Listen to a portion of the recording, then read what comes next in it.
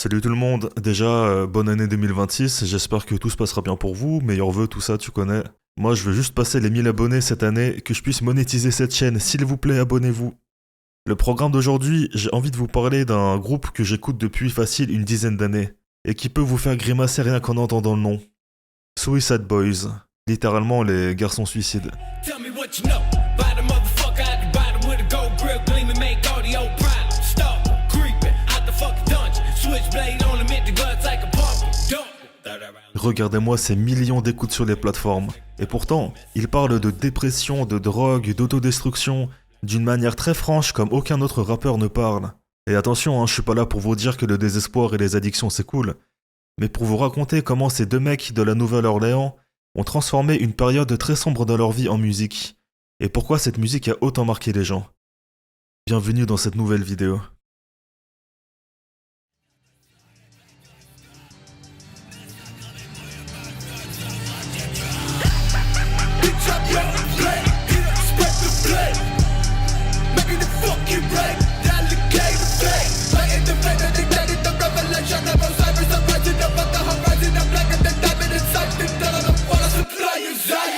Locked in my room, 4 black walls, tied the noose, no recall, no result. Fuck withdraw, rather shoot up till I fall. Murder on call with the 5-9, 20 years and it seemed like a lifetime. Swerving mad black rovers, fuck being sober. Said he was a psycho and my mama bipolar. Fuck, I'm losing my composure. Been feeling for that bloodshed. What the fuck's a hold on? Avant de former le groupe, il faut revenir un peu en arrière, à une époque où il n'est pas encore question de Suicide Boys, mais simplement de deux cousins dont les trajectoires semblent aller dans des directions complètement opposées. D'un côté, il y a Ruby, de son vrai nom, Aristos Petrou, qui a baigné très tôt dans la musique et qui ne l'a jamais vraiment quitté. Il joue de la batterie, s'intéresse au punk, au hardcore, enchaîne les groupes, les répétitions, avec l'idée très concrète d'en faire sa vie. Sauf que malgré tous ses efforts, rien ne décolle réellement. Les opportunités n'aboutissent pas et avec le temps, une frustration s'installe. Celle d'avoir énormément donné sans jamais avoir l'impression d'aller quelque part. Et de l'autre côté, il y a Scream, Scott Arsenault Jr. Et la situation est beaucoup plus sombre. À ce moment-là, il est déjà profondément enfermé dans une addiction lourde, avec une consommation quotidienne de drogue et de médicaments qui contrôlent entièrement son rythme de vie. Il expliquera plus tard que son quotidien se résumait à survivre d'un jour à l'autre. Ouais, Scream se voyait déjà comme quelqu'un de foutu. À ce stade, aucun des deux ne va bien, même si leurs problèmes sont différents.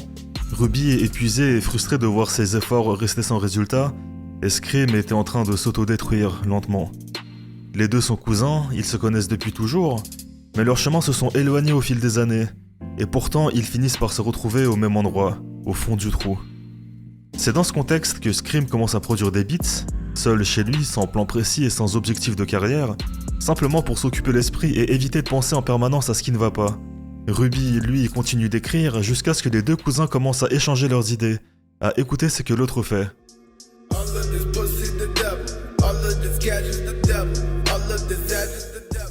Leur univers match et à ce moment-là, ils se font une promesse qui va marquer toute la suite de leur histoire et qui donnera naissance au nom du groupe. Ils se disent que s'ils n'arrivent à rien avec la musique avant leurs 30 ans, ils se donneront la mort. Ils voyaient la musique comme leur dernière option.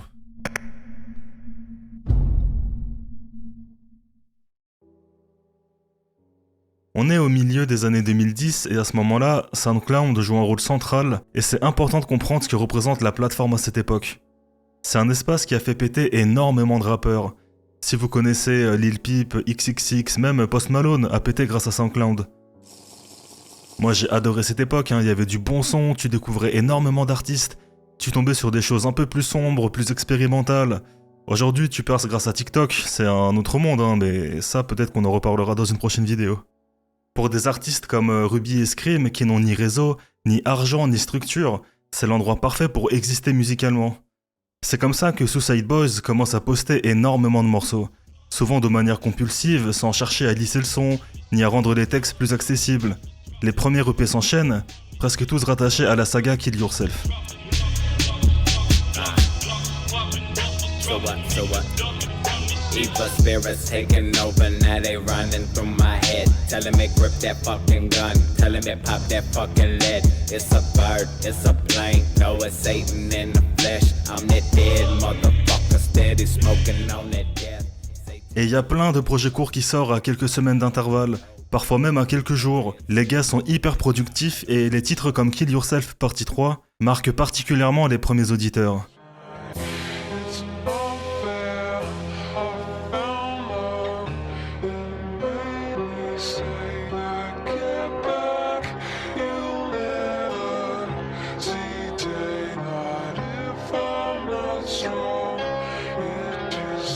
They figure me a dead motherfucker, but I'm just a motherfucker that wanna be next. I be the silhouette of the sunset, smoke a cigarette while I compress. My depression step into the pilot, progressive lights get too violent. I'm trying to get the highest I can get before all the doesn't die. Always boasting my emotions on how I'm so fucking broken. Think I'm joking when I'm talking about blowing my head open to the moment you walk in and find my body motionless. Wrist slit, thoughts of sick and falling in an open pit. Shit. Ça parle ouvertement de pensées suicidaires et de haine de soi, il n'y a aucun message rassurant derrière. Et c'est ça qui crée une sorte de proximité très forte avec les auditeurs qui découvrent ces morceaux par hasard sur SoundCloud. Et peu à peu, les écoutes commencent à augmenter. D'abord lentement, puis de manière plus visible, et surtout les commentaires se multiplient, avec beaucoup de messages de personnes qui disent se reconnaître dans cette musique, qui expliquent traverser les mêmes périodes de dépression ou d'addiction, et qui trouvent dans ces morceaux-là quelque chose de honnête, à l'opposé des discours plus édulcorés. Le succès est encore très relatif à ce moment-là, on ne parle pas de millions d'écoutes ou de reconnaissance médiatique, mais pour Ruby et Scream, c'est déjà un choc de constater que ce qu'ils ont créé pour survivre personnellement commence à toucher des milliers de personnes, et simplement grâce à la magie de SoundCloud. Ça va former toute une communauté de gens qui se sentent isolés et au fond du trou, et peut-être que moi-même j'en faisais partie à l'époque et c'est pour ça que j'aime autant ce groupe. Mais ce début d'engouement va les pousser à continuer, à produire encore plus et poser les bases de ce qui deviendra leur identité sur le long terme.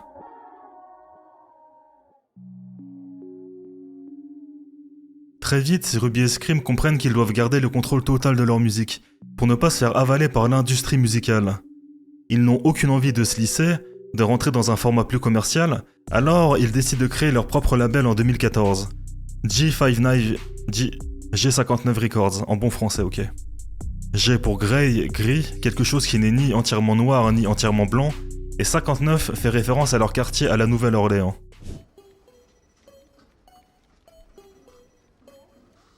Entre 2015 et 2017, cette décision s'accompagne d'une quantité de sorties impressionnante. EP, mixtape, single, tout s'enchaîne à un rythme que très peu d'artistes tiennent sur la durée. On parle de plusieurs projets la même année sans véritable pause. Cette surproduction a fait naître des projets comme Now the Moon's Rising, My Lever Will Handle What My Heart Can't, ou Dark Side of the Clouds, en plus encore de la saga Kill Yourself. Et ça contribue fortement à installer durablement Suicide Boys comme un groupe incontournable de la scène underground. Et je suis désolé pour ma prononciation d'anglais abominable.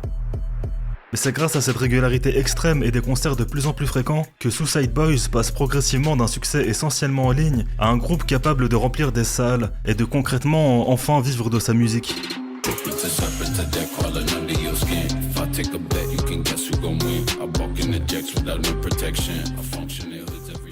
Aussi à cette époque, leur nom commence à circuler aux côtés d'autres figures majeures de l'underground, avec des feats comme Denzel Curry, lui aussi en pleine explosion à partir de 2015. My tea is black, hell is dark, and so is my heart. But he's switching like the nigga with the Yu-Gi-Oh cards. Against all odds, odds on another when you go this guy. The ultimate is watches all, I guess I don't charge. And if you take it hard, then I'ma act retarded. While you ride bikes, better off in the car, bitch, I'm off it. Snap, then I'm back in my starship. The ocean, the Martian, in the hood. Vous l'aurez compris, c'était devenu des figures majeures, et 2 à 3 ans après leur début, ils avaient déjà respecté le pacte de leur nom. Alors finalement tout va bien. Pas vraiment parce que ce succès ne s'accompagne d'aucune amélioration personnelle. Scream est toujours profondément dépendant aux drogues et il reconnaîtra plus tard que la période 2015-2017 correspond au moment où son addiction est la plus incontrôlable. Le rythme des tournées, combiné à l'argent, l'accès facile aux drogues, tout ça l'a pas du tout aidé. Faut aussi parler des messages des fans, avec de nombreux témoignages de personnes souffrant de dépression sévère ou d'idées suicidaires, qui disent que leur musique les aide à tenir. Ils se retrouvent dans cette situation paradoxale où leur musique aide des gens à survivre pendant que eux continuent à s'enfoncer. Et très vite, ils atteindront un point de non-retour.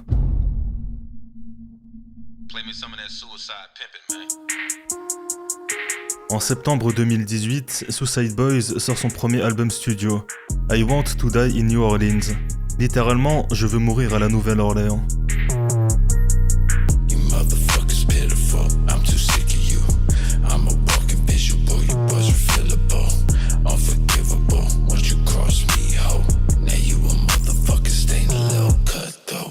C'est pas moins de 14 sons qui sont pensés comme un ensemble, et pas plein de morceaux comme ça jetés au fil de l'eau comme ils ont l'habitude de faire. Le titre de l'album est plutôt explicite, pour eux la Nouvelle-Orléans c'est bien sûr leur ville de toujours, mais c'est aussi un environnement toxique qui les tire vers le bas. Et si cet album est un tournant, c'est parce que ce n'est plus regarde comme on s'en fout de tout, mais regarde dans quel état on est. Et tu sens que les morceaux sont moins dans l'excès et que cette distance qu'ils ont avec les drogues, la mort et tout ça est en train de se réduire dangereusement. Pour résumer simplement, cet album c'est la fin de la survie et la réalisation que ce qu'ils font est en train de les tuer.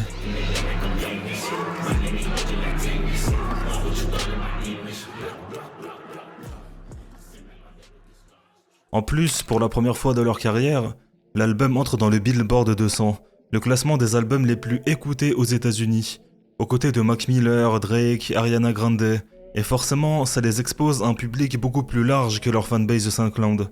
Des gens qui les découvrent sans connaître leur parcours, et qui voient surtout des titres, des paroles trop choquantes. Alors une partie du public et des médias les accuse de glorifier la mort, la dépression ou le suicide.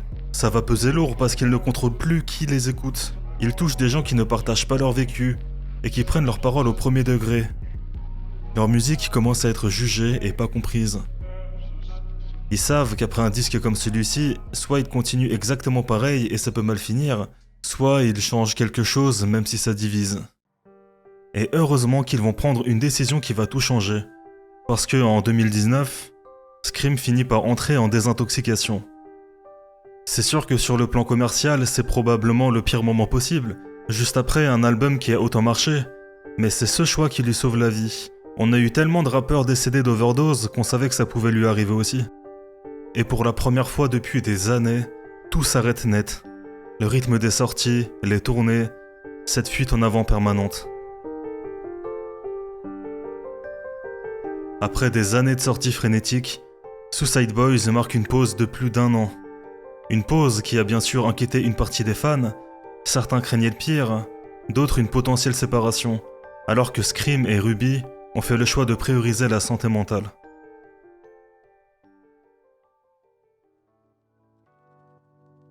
En février 2020, le duo revient avec Stop Staring at the Shadows. J'ai fait un effort sur la prononciation, t'as vu? Take me home, it's the one place I can rest in peace. Turn off my phone, so many messages, I wish I could just delete. Les thèmes restent lourds, mais avec beaucoup moins de glorification de l'autodestruction. Et ce virage divise forcément le public. Certains fans préfèrent l'époque plus brute et chaotique, tandis que d'autres y voient une vraie preuve de maturité. Mais une chose est claire, il y a un avant et un après I Want to Die in New Orleans.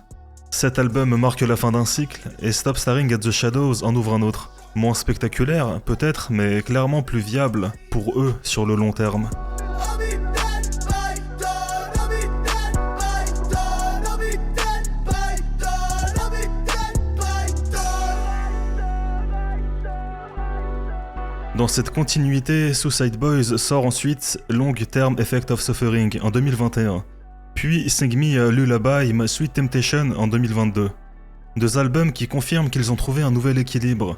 Les projets se classent haut dans les charts, sans pour autant revenir aux mêmes thématiques extrêmes qu'à leur début.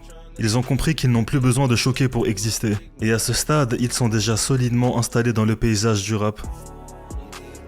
En parallèle, durant cette période de reconstruction, Scream développe aussi sa carrière solo. Il sort un premier album en 2020, puis d'autres projets en 2024 et en 2025, qui cumulent des millions d'écoutes. Mais ce qui frappe surtout, c'est le changement d'univers. Les morceaux sont beaucoup plus personnels, souvent moins sombres, très éloignés de l'image qu'ils renvoyaient à l'époque de I Want to Die in New Orleans. On peut même le voir dans un son sorti en février 2025, apparaître en tant qu'homme marié, avec des images tirées de son véritable mariage. C'est trop bien, l'homme est heureux. Que dire de plus, c'est beau. Fuck these hoes, I'm doing my dance.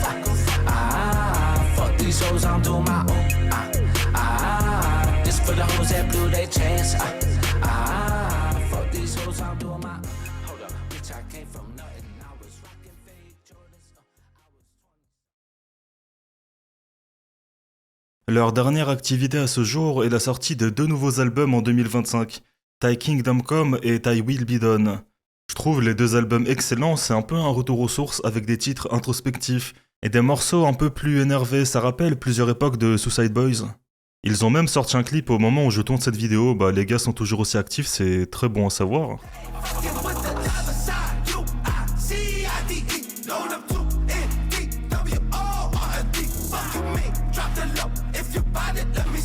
Aujourd'hui, les Suicide Boys ont déjà laissé une empreinte durable sur toute une génération. Et leur musique continue d'évoluer avec eux. Et peu importe la suite, leur histoire reste celle d'un groupe qui a regardé le fond de très près et qui a choisi au bon moment de ne pas y rester. Merci d'avoir suivi la vidéo.